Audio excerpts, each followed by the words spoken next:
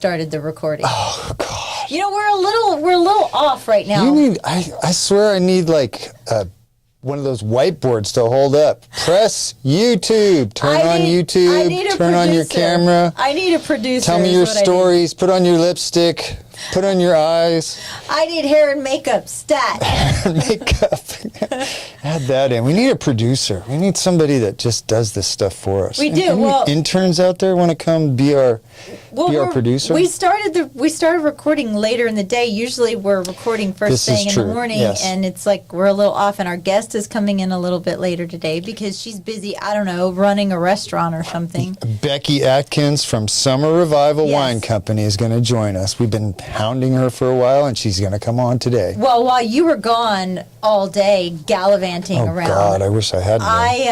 I did some stalking on her, so her story is really interesting. She's a very interesting person. When she sent us her bio, she said a couple things, and I was like, wow, I never would have suspected that. I found some really cool stuff. All right, since I stepped on your first story, go right ahead, Michelle. Okay, well, I'm gonna make my first story my second story my first story. So some closings here in Dripping Springs.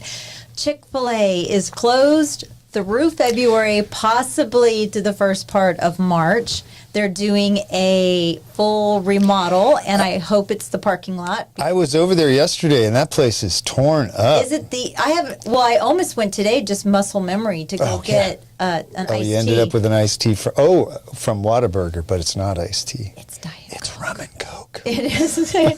That would explain why I don't know what I'm doing right now. No, I'm really sad, but I've told you this story already, but I was last week, so I'm going to apologize to the public that anybody that was in line with me at Chick-fil-A last week. So I got impatient. I just went to go get my tea and my little sandwich. I was running late, and I was in the mobile line, and I saw an out. I didn't want to wait to the 6 cars in front of me, and I went between the cones. Well, there was a curb there. And I went over the curb, and then I had to go.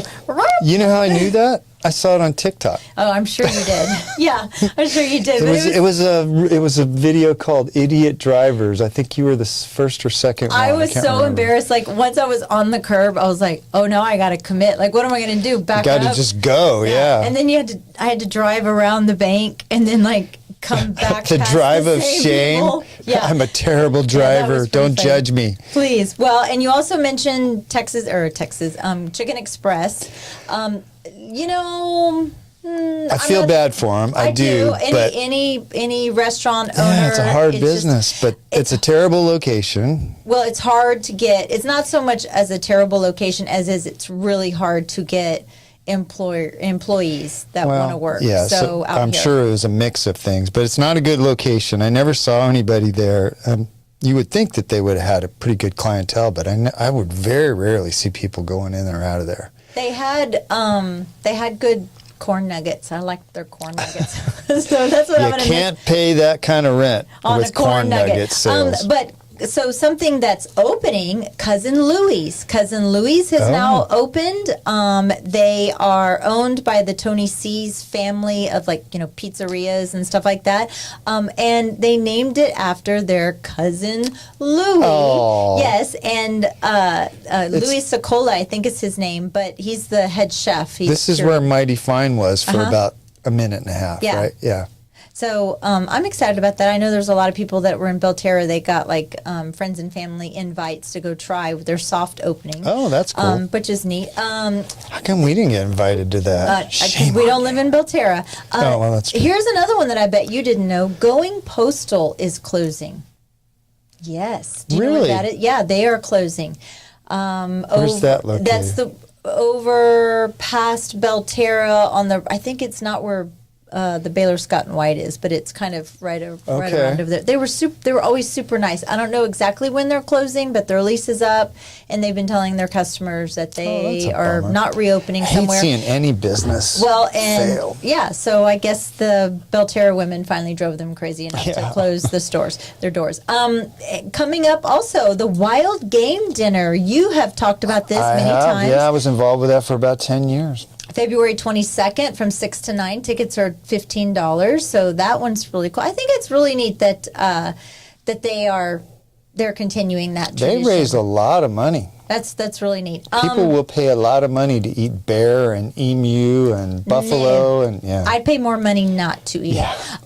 So, we've got the skate park here in Dripping Springs. Yep. Kyle is now opening the 5th largest skate park in Texas. It will have 34,000 square feet. It's an all-wheels skate park. It has, and I'm not a skater, I wasn't a skater. All wheels, does that mean like rollerbladers can go? Roller skates? It's going to have soft surfaces, concrete and asphalt. Skateboarders, scooters, and wheelchairs will be welcome. Oh, that's cool. So I don't know necessarily about rollerblades. I don't know who still rollerblades anymore. You look like a dork, and that's stupid. So don't do that. But they're going to have a dump track. I don't know what that is. A Flowboy, equally don't know what that is, and a skate plaza. We need to get Dennis Baldwin in here. He'll know what that means. Tell us all what that is. You sure it wasn't pump track? It probably is a pump track. So pump track is... I don't know. Is like for bicycles, it's where there's a lot of ups and downs, and you don't pedal very much. You kind of use the up and down you sort of like pump the bike up and down. Oh, well, I prefer dump track. Yeah. I prefer dump track. And also what is coming up is the Dripping Springs Art League. They are going to be having a market day in the Triangle, and it's going to be the second Saturday of each month. They're going to have it in March, April, May, October, November, and December. Mallett and Michelle, we are sponsoring it. They're going to have 40 plus vendors, just all sorts of stuff. I think it's going to be really cool, much needed. Steve and Jennifer Friedman have done an amazing job just kind of curating art here in the Art League has been huge for Dripping Springs. It's changing the character of our town, and I applaud them for coming up with that idea and putting it in place. I think it's going to be really neat. There's going to be food and drink vendors also that will be available there. But that's my current Dripping Springs there you news, go. except for the school. I'll go back to that when you're done. Okay, I didn't step on you too bad with that. Yeah. So we were at a summit, a real estate summit last week, and there was a Realtor.com economist there that gave a presentation, and he talked for about half an hour, but there was a couple sort of nuggets that I wrote down that I wanted to pass on to our listeners and watchers. In 2024, the lowest number of homes sold in the U.S. since 1996. So we went back almost 30 years to have the number of sales, which is even more surprising because there was a lot less homes in 1996 than there is now. So 2024 was a bad year. Hayes County prices overall on average fell 11.7% from 2023 in 2024. In 2024. Yeah. Okay. Almost 12% price decrease. That's huge. And people that have their house for sale still are living that up was in the next 2023. nugget I wrote down is you can't price your property too high. I was just talking to somebody yesterday and they said, well, I wanted to test the market and price it a little bit high. And I was like, well, that's the kiss of death in this market. Because usually what happens is that they're pricing it too high based on a number that was from 2 years ago. So they think they're only 5% high. They're actually 20% too high because of this drop. I love the whole let's test the market theory. You're just what you're really doing is you're wasting time. You're wasting your own time, and in reality, probably what'll happen is when you do eventually sell it, you'll get a lot less money for it because you're going to keep dropping the price to chasing the market downhill. Wait, can I ask you a quick question? Is it it's kind of a wise tale that the first offer is usually the best offer or the most negotiable offer? Like you can really... it depends on when that offer comes, but it's usually, if it's a decent offer, it's usually the most motivated buyer, so they're going to pay the most for it. If you pass up on that and you wait 6 months, that second buyer is not going to offer you as much as somebody that made an offer the first week, unless it's a low ball. So I was talking to somebody yesterday, and somebody made an offer like 40% off the list. Obviously, that's not going to be the best offer. Cuckoo. Yeah. This Realtor.com economist expects an 11% increase in homes for sale, which is inventory, in 2025. So there's going to be more stuff out there to buy. What we got to do is get some of these these buyers off the fence. A couple more things. 70. He says, we talked about this on the show. We said 71% of agents last year didn't sell a house. Realtor.com says 74%. 3 out of 4 agents did not close a single sale in 2024. Well, that's good for real estate agents that have been in the market or in the business for a long time and that actually treat it like a job. You and I have talked about this before, where I don't see how part-time agents that don't treat this as their full-time job could do this now with all of the legal changes. All the changes, yeah, and you got to really be up on it. And it's not just being up to speed, for the last something that happened 6 months ago. Yeah. Things are changing like weekly. I just read something else on MLS. They're changing some rules on that. But I think 2025 is going to be a better year. And this guy agrees with that. But I get a kind of a Dripping Springs thing. This wasn't from Realtor.com. The population of Dripping Springs from 2022 to 2023 went from 5,495 to 622. It was like 750 people added to the population. Now that's just the city limits. Okay. When I moved here, it was 1,200 or something, or 1,300 people. So now it's 6,222. And the population is older in Dripping Springs. The birth rate in Dripping Springs dropped in the last 10 years. So that tells me the population's older, which, it's a lot of people coming here to retire, or people that are grandparents coming here to spend time with their kids. So there's interesting real estate stuff going on. Hey, I still think it's a great place to raise a family. I completely agree. It's just, I love this place. I'm not moving anytime soon. And as a matter of fact, my daughter at some point will move back. I'm sure she to will. her hometown. I think she's talking about it already. To her hometown for sure. So speaking of with the population growth, we were getting a new elementary school. I think you and I were there for the ribbon cutting, and they have finally named it, and it is called Wildwood Springs. Wildwood Springs. It beat out, what were the names? Emerald Springs and Bluebonnet Springs. Bluebonnet Springs, yeah.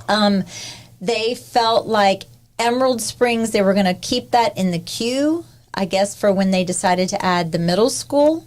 But there was a community survey that went out, so there was feedback from students and parents, staff, and community members, and they all kind of chimed in what they wanted. It is the name of a real spring in the area. I looked it up. It's actually off of Wildwood Hills Lane, which is the road right behind the new HEB, which when I was... Nutty Brown? Yeah, it's off of Nutty Brown. When did we stop calling that the new HEB? How long has it been there?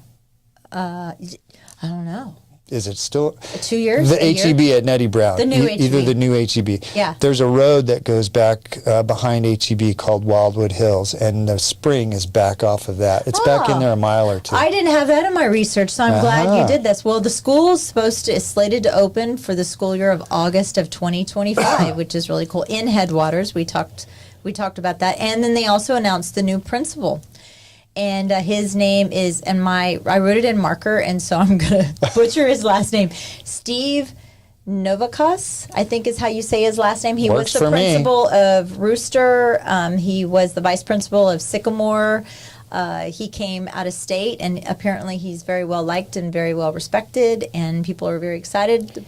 So he's getting up to speed because that school is supposed to open fall of this year, of this year. And that's crazy. People were griping and moaning because they lost another principal at Rooster. And, I think I read something like the vice principal is going to take over, maybe they're looking for somebody. You know what? They should be just the people that gripe and moan should be so grateful that these people are willing to step up and spend their life teaching your children, whether or not you have kids in the school district or not. But, yeah, it is what it is. But that's really cool. When I first moved here, there was Dripping Springs Elementary, Walnut Springs, and my kids went to the new school, which the new school was Rooster. Oh, yeah. And just to see the growth that we have, that was kind of one of the things that Becky said. We send out a bio, and Becky said she stays awake at night to make this current dream work. But I also think a lot about what Dripping Springs will be when it grows up. It's growing up whether we like it or not. No, that's true. I want to ask her about that. I had written some questions for her. So I've got one more story, speaking about growing up. I saw this article last week. You know I'm always bashing on social media. D. Marsh makes fun of me constantly because I'm so bad about social media. So I read this article, and it was saying that adults need to stop freaking out about the dangers of social media, that kids can actually handle social media. Okay. So hear me out. I'm not taking a position on this. I'm telling you what this article said. So this lady Lucy Folks wrote this article, and it's an essay. It's not a news story. It's just an essay. She says modern life is digital. Stop with all the bans. And then there are grassroots organizations out there that argue children under 14 shouldn't even have a cell phone because all evidence tells us it's damaging. Well, just having a cell phone, I guess. Did you know that Australia just banned all social media for kids under 16? You can't get on social media. That's an interesting. I saw a quote, and I was going to butcher it, but I saw a quote that says something like, "When you want your kids to grow up, introduce them to social media."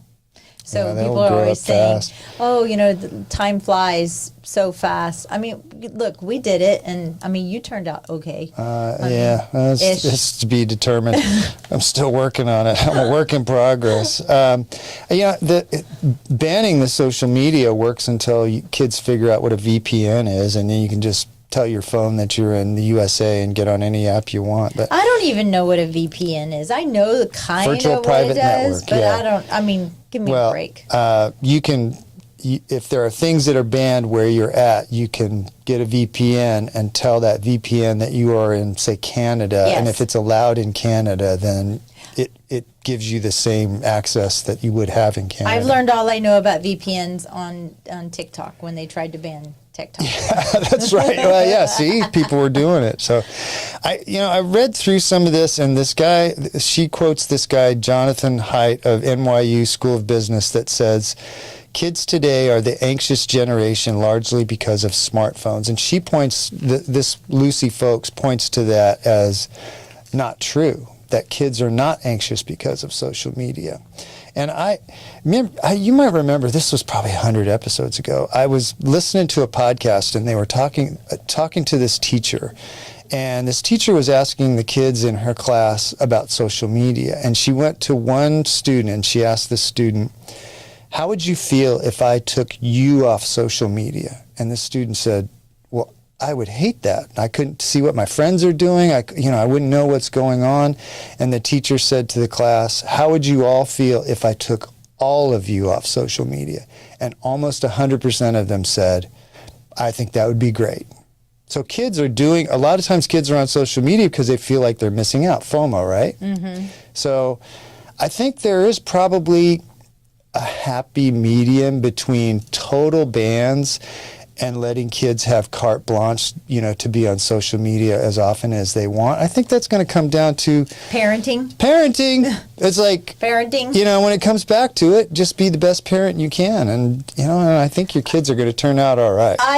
I agree, and I also know because I had a sneaky daughter, and I think kids can be very sneaky and have burner phones or whatever, But now, since it is kind of funny to me when they say, "Oh, the school's about social media," but everything they do now is bring your own device, or everything is digital. I read a different article a couple of days ago. There are schools going back to textbooks. I think it's a great idea. It's like asking an alcoholic to work the bar. Yeah, I agree. If there's no devices in the room and you've got a textbook, you're probably going to read. Well, what's funny is, more so Kindle than Tate. Tate's my middle one.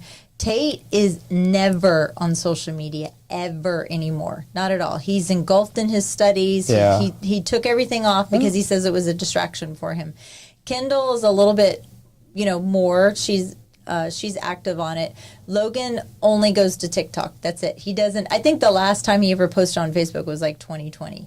So I don't think any of my kids are. They do post stuff occasionally, but I think wouldn't say Colton's they're- on Instagram. Only why? Because like when you're friends with people, like you see what they like. It'll say, "Oh, Colton liked this," and I'll see like he likes something. But I think Instagram is like they like Instagram over Facebook, and there's just certain age I groups. think so that- too. Yeah, Facebook is pretty much for anybody 40 or 45 plus. I'm still on it. I just can't. It takes so much time to catch up on that stuff. I just don't have the bandwidth for it. But where do you read your Wall Street Journal? I read it on my iPad. So you're reading it digitally. So you're just choosing a different medium than most people are. Because like I get my news, like I'll look on Instagram first thing in the morning, and I'll like, okay, what is this news station saying, or what is this pundit saying, or whatever.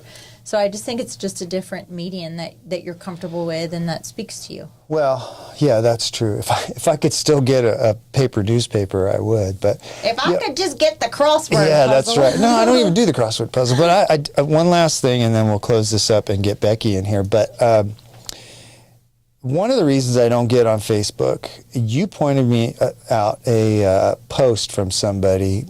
I'm not going to say who it is. A couple days ago. And the wallowing that is going on publicly on Facebook right now, look, it's okay. You can have your opinion. You can disagree with everything happening in this country right now. Stop whining and crying. Nobody cares. I like that everybody's a political science major now. It's so true, isn't it? It's like people are writing these, they are almost like essays. And I'm like, you are just stuck in this. Let it go. Yeah. Go out to lunch with go out to lunch with a friend.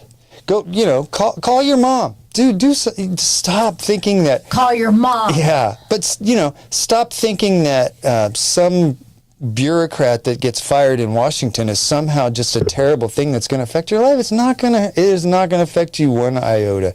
Move on with your life. Focus on the people that are close around you. Take good care of them. Be the best person you can be. I guarantee you'll have a really good life. Sometimes I really want to be the worst person I can be too, though. Actually, sometimes a lot of fun. you are a pretty worst person that you can be. That's a lot of fun too. Like sometimes you say things and I go, oh, damn, where did that come from? You're welcome. Yeah, but you say it with a smile. But I only say it to you. Well, this is true. I save it for you. You're welcome. So we're going to get Becky in here, Becky Atkins from Summer Revival, and hopefully you'll be nice to her. I will be nice to Becky because she makes delicious food. She does. All right, sit tight. We'll be right back.